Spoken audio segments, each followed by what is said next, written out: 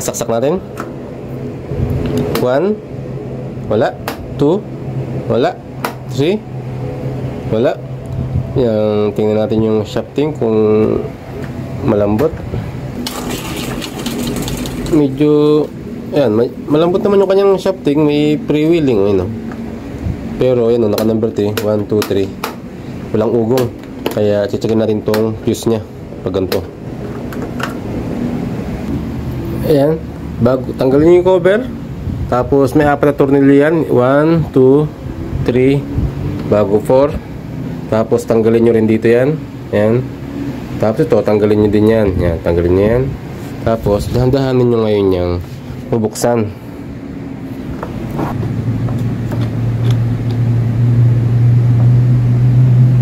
Ayan. Tapos, pag mahugot nyo na, yan, tanggalin nyo na yung ganyan. Dahan-dahanin nyo lang.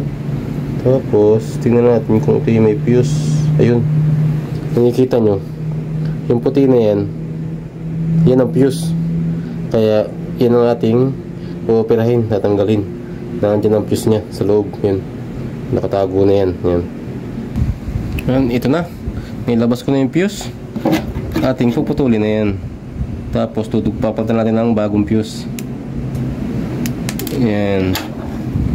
Ang fuse nya ay wala nakalagay dito. Dapat may nakasulat yan dito eh. Kung 2 ampere,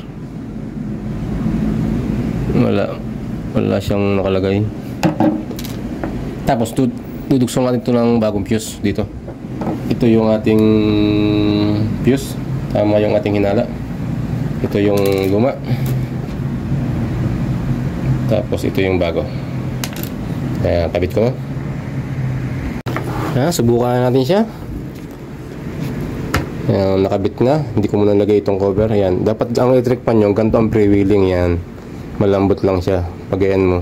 Pero pag yung sobrang tigas, medyo may tigas, ano yun, yung shafting niya madumi. Kailangan lihahin o kaya lagyan ng langis. Subukan natin. Testing. 1. Ayos. Lakas ang hangin. 2, 3. Ayos.